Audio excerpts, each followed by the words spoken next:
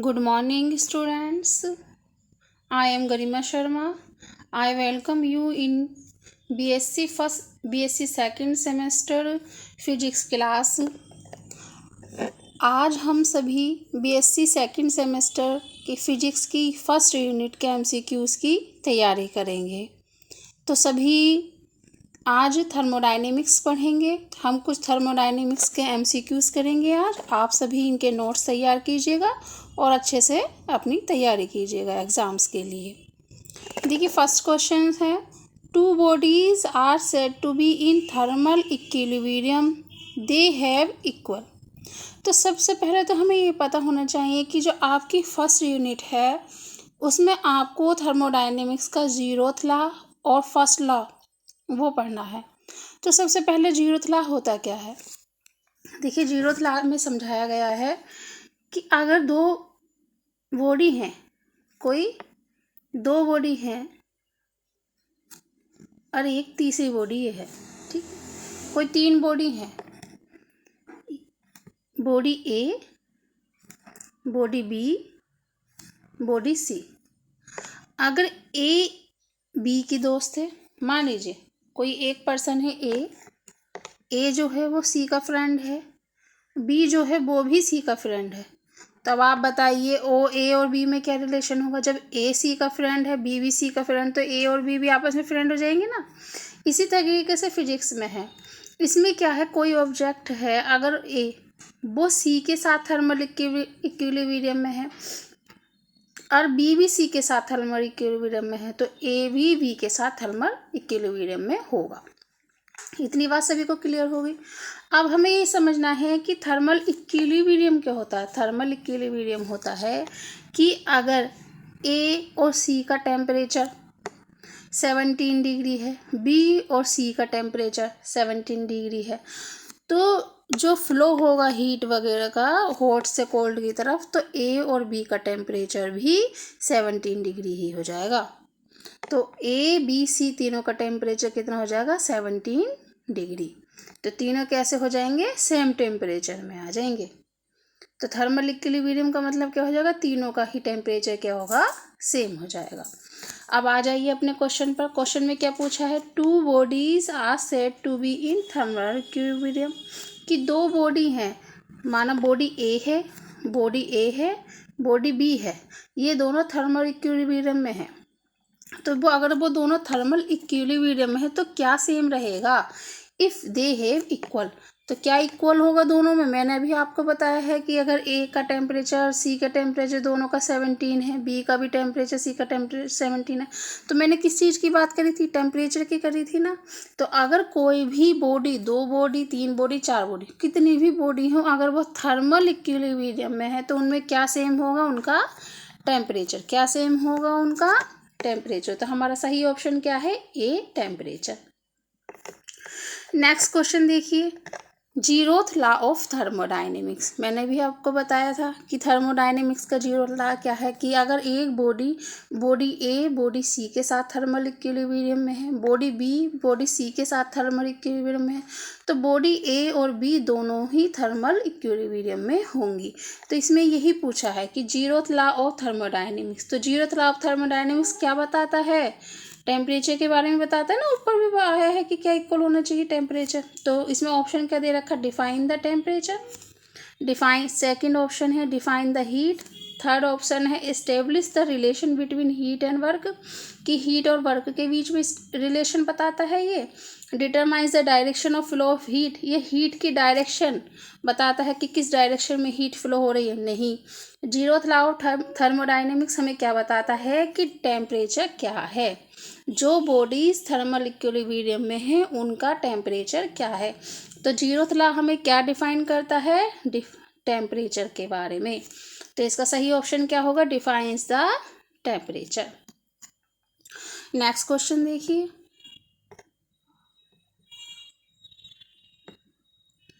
Next third question है आपका, zeroth law of thermodynamics is related to. Same वही बात है।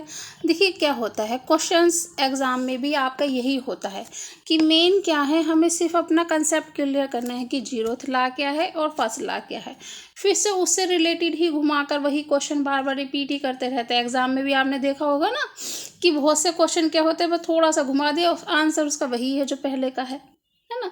तो इसमें भी यही है, इन्हीं क्वेश्चन में घुमाकर सिर्फ आपको बस ये क्वेश्चन का मतलब होता है एग्जाम का भी यही उसका डिटरमाइंड होता है कि वो उसको ये पता करना होता है कि बच्चे ने कुछ सीख रखा है या नहीं, उसने कुछ पढ़ा है तो किस तरीके से पढ़ा है, उसका कंसेप्ट क्लियर है कि नहीं। अब यहाँ देखिए, zeroth law of thermodynamics is related to, फिर वही पूछ लिया कि जो थर्मोडायनेमिक्स का जीरोथ लॉ है वो किससे रिलेटेड है। थर्मोडायनेमिक्स के जीरोथ लॉ में क्या बताया गया है, टेम्परेचर, फर्स्ट है ए टेम्परेचर के बारे में बताया है, बी हीट के बारे में बताया है, सी वर्क के बारे में बताया है, डी इंटरनल एनर्जी, ये इंटरनल एनर्जी के बारे में बताया है। तो देखिए फर्स्ट और सेकंड क्वेश्चन में भी मैंने आपको एक्सप्लेन करा कि जीरोथ लॉ ऑफ थर्मोडायनेमिक्स में किसके बारे में बताया है, टेम्परेचर के। तो इसका ऑप्शन इसका कौन सा ऑप्शन ठीक होगा, ए। तो इसका सही आंसर क्या है, ए टेम्परेचर। नेक्स्ट क्वेश्चन देखिए, question number 4, if two systems A and B are separately in the thermal equilibrium, कि दो सिस्टम है, सिस्टम ए है, सिस्टम बी, ठीक है ना, वो क्या है, थर्मल इक्विलिब्रियम में है, दोनों का टेम्परेचर सेम है, विद द थर्ड सिस्टम सी, किसके साथ, सी के साथ। ये इस किसके साथ थर्मल इक्विलिब्रियम, ये ए सी के साथ थर्मल इक्विलिब्रियम में है, बी भी सी के साथ थर्मल इक्विलिब्रियम में है, ठीक है।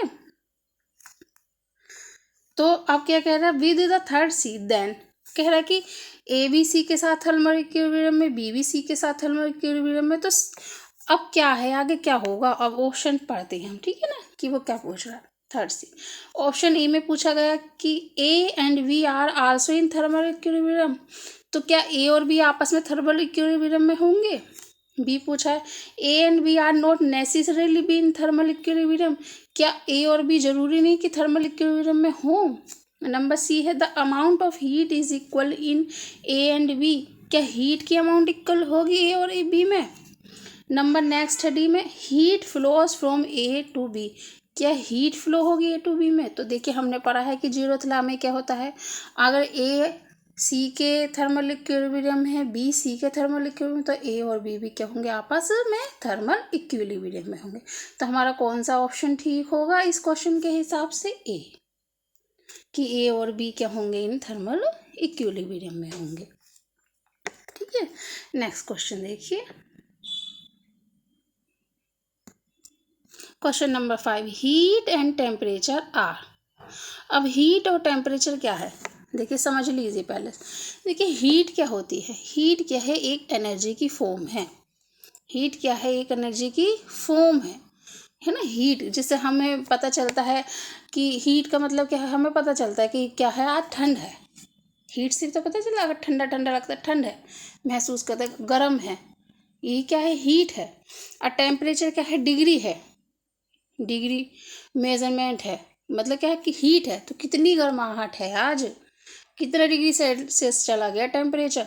तो टेम्परेचर क्या है, मेजरमेंट है, डिग्री है, क्या है, डिग्री ऑफ हॉटनेस, हॉटनेस की क्या है, डिग्री है कि कितना हॉट है, कितना कोल्ड है, ये क्या है, टेम्परेचर क्या है, डिग्री है हॉटनेस की, ठीक है ना। बताते हैं तो किसी किसी को फीवर होता है तो टेम्परेचर मेजर करते हैं, किसको कितना फीवर है, तो टेम्परेचर क्या है, डिग्री ऑफ हॉटनेस, और हीट क्या है, फॉर्म ऑफ एनर्जी। क्लियर हो गया। अब देखिए ऑप्शन, इसमें क्या दे रखा है, two names of same physical quantity, किसी एक फिजिकल क्वांटिटी के मतलब दो नाम है, अलग अलग नाम है। B heat is a form of energy, heat क्या है, एनर्जी की फॉर्म है। While temperature degree of hotness, और टेम्परेचर क्या है, हॉटनेस की डिग्री है, टेम्परेचर बताता है कि कोई चीज़ कितनी हॉट है। Number C, heat is degree of hotness, ये हीट डिग्री है हॉटनेस की, हीट बताती है कि कोई चीज़ कितनी हॉट है। While temperature is a form of energy, ये टेम्परेचर है एनर्जी की फॉर्म, नंबर डी है नन ऑफ देम, ये इनमें से कोई नहीं। तो मैंने अभी आपको क्लियर करा कि हीट क्या है, फॉर्म ऑफ एनर्जी है, और टेम्परेचर क्या है, डिग्री ऑफ हॉटनेस है। तो हमारा कौन सा ऑप्शन ठीक हो जाएगा, ऑप्शन नंबर बी।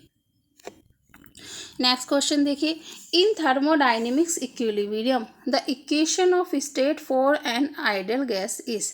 देखिए हम 11th क्लास से 9th क्लास से ही पढ़ते आ रहे हैं ना कि जो आइडियल गैस है उसके लिए जो इक्वेशन होती है वो क्या होती है, P V is equal to N R T. क्या होती है, P V is equal to N R T, P V is equal to N R T, ठीक है ना। और जब अगर नंबर ऑफ मोल्स क्या है, 1 है, एन की वैल्यू 1 है, एन की वैल्यू क्या है, 1 है, तो वहाँ पे क्या हो जाएगी, P V is equal to R T. क्या हो जाएगा, P V is equal to R T. तो यहाँ पे कहाँ दे रखा, P V is equal to R T, तो ए में दे रखा ना P V is equal to R T. तो हमारा कौन सा ऑप्शन ठीक हो जाएगा, ऑप्शन नंबर ए। अब नेक्स्ट देखिए, आप समझिए पहले, जो हमारा आइडियल गैस के लिए इक्वेशन है वो क्या होती है, P V is equal to R T, P V is equal to N R T, P V is equal to N R T होती है, ठीक है ना। फिर एक साइंटिस्ट हुए हैं वांडरवाल, उन्होंने क्या करा, इस इक्वेशन में एक मॉडिफिकेशन कर दिया। उन्होंने कहा कि जो हमारी आइडियल गैस होती है उसके जो मॉलिक्यूल्स होते हैं, कोई भी हमारी आइडियल गैस है उसके जो मॉलिक्यूल्स हैं, आइडियल गैस के जो मॉलिक्यूल्स होते हैं हमारे,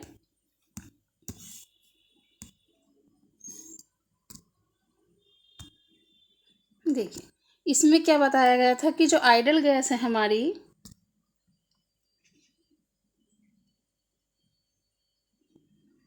है ना, कि आइडियल गैस जो होती है, जैसे हमारी आइडियल गैस है इस बॉक्स में, ठीक है ना, तो उसके जो गैस के जो पार्ट मॉलिक्यूल्स होते हैं बहुत छोटे छोटे होते हैं, इतने छोटे होते हैं, तो मैंने काफ़ी बड़े बना दिए हैं, इतने छोटे होते हैं कि उसका जो हम वॉल्यूम है उसको भी हम क्या कर सकते, डिफाइन नहीं कर सकते, नेग्लिजिबल मानते हैं। लेकिन जो हमारी रियल गैस होती है, क्या होती है, जो हमारी रियल गैस होती है उसके जो मॉलिक्यूल्स होते हैं उनके वॉल्यूम को हम क्या करते हैं, नेग्लिजिबल नहीं मान सकते, उनका कुछ ना कुछ क्या होता है, वॉल्यूम होता है, उनका क्या होता है, कुछ ना कुछ वॉल्यूम होता है। तो इसलिए क्या करा उन्होंने, वॉल्यूम में चेंज कर दिया, उन्होंने बताया है कि जो मॉलिक्यूल्स होते हैं उनका भी क्या होगा, कुछ ना कुछ वॉल्यूम होगा। जब उनका कुछ ना कुछ वॉल्यूम होगा तो जो रियल गैस के लिए का जो वॉल्यूम होगा उसमें से माइनस हो जाएगा, तो वी क्या हो जाएगा, volume of molecules in real gas, volume of molecules in real gas, ठीक है। इसी तरीके से उन्होंने बताया कि जो कोई मॉलिक्यूल है गैस का, अब क्या है, वो वॉल के पास है बिल्कुल, तो वो क्या करेगा, उस पर कुछ ना कुछ क्या लगेगा, कुछ ना कुछ क्या करेगा, अट्रैक्टिव फोर्स भी लगेगा उस पर। तो उसमें क्या होगा, यहाँ पर अट्रैक्टिव फोर्स क्या कर दिया उन्होंने, प्लस कर दिया, अट्रैक्टिव फोर्स क्या कर दिया उन्होंने, यहाँ पे प्रेशर में प्लस कर दिया। तो इसलिए हमारी वंडर वाल्स इक्वेशन क्या होती है, in thermodynamics equilibrium Van der Waal equation of state for a real gas. तो रियल गैस के लिए कौन सी होगी हमारी, P plus A upon V square, V minus V is equal to R T, ठीक है। नेक्स्ट क्वेश्चन देखिए,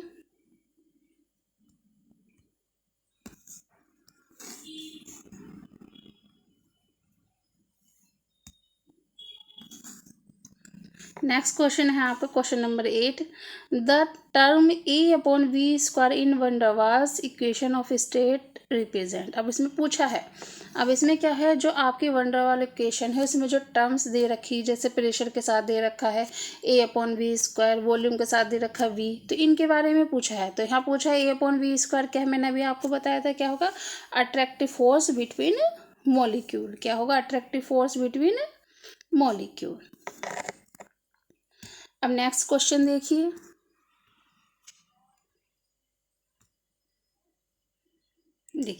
अब वही पूछा है, अब पूछा है कि the term be in wonder Waal equation of state represents, कि वी टर्म क्या रिप्रेजेंट कर रही है, तो वी टर्म क्या रिप्रेजेंट कर रही है, volume occupied by gas molecule, कि जो गैस के मॉलिक्यूल्स हैं उनका भी कुछ ना कुछ तो वॉल्यूम होगा, तो वो वॉल्यूम को किससे रिप्रेजेंट कर दिया वंडर वाल ने, वी से, ठीक है। तो यहाँ पे क्या हो गया, volume occupied by the gas molecule.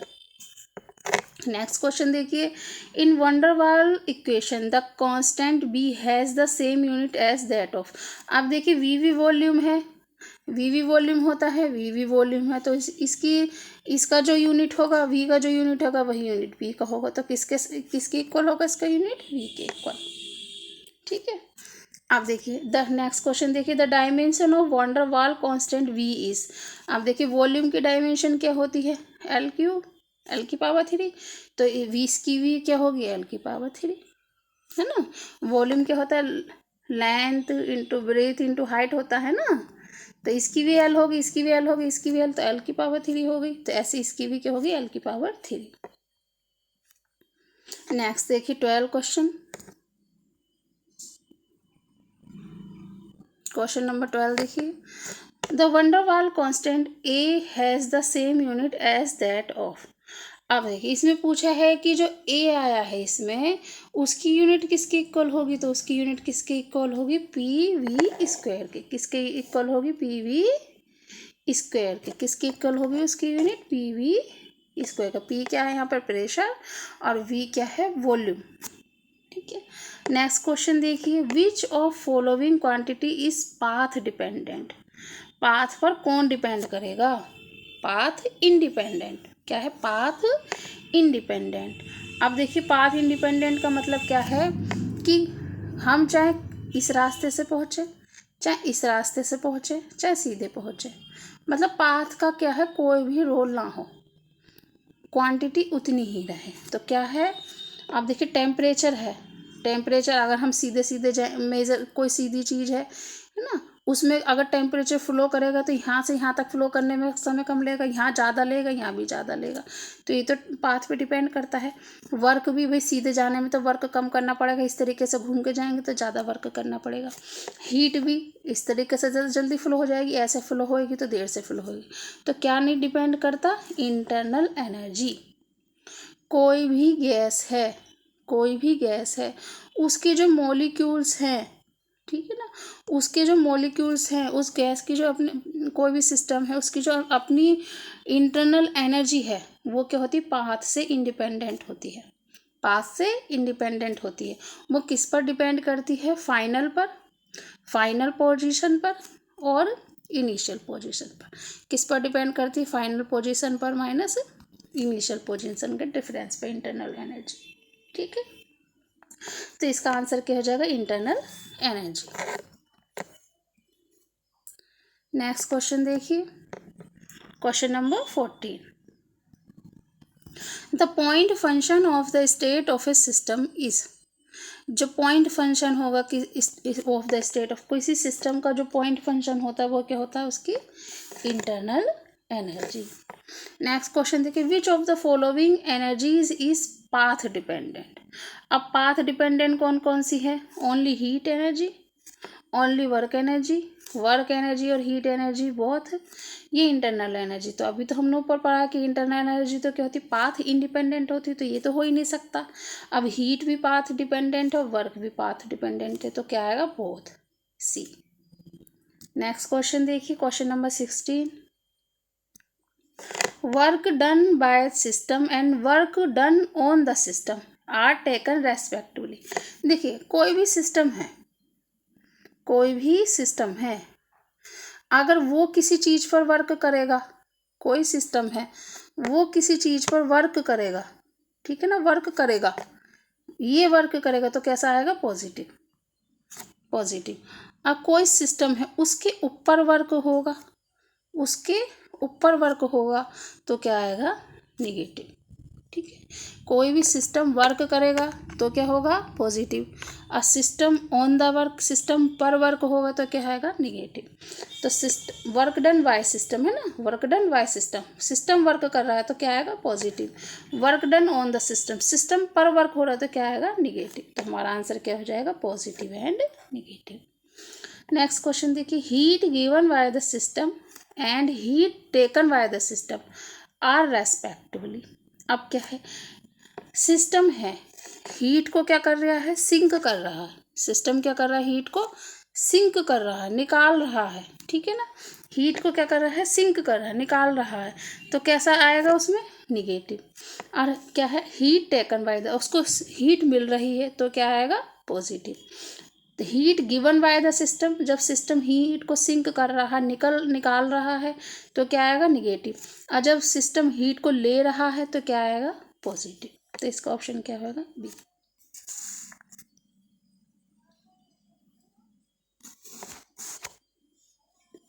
Next देखिए,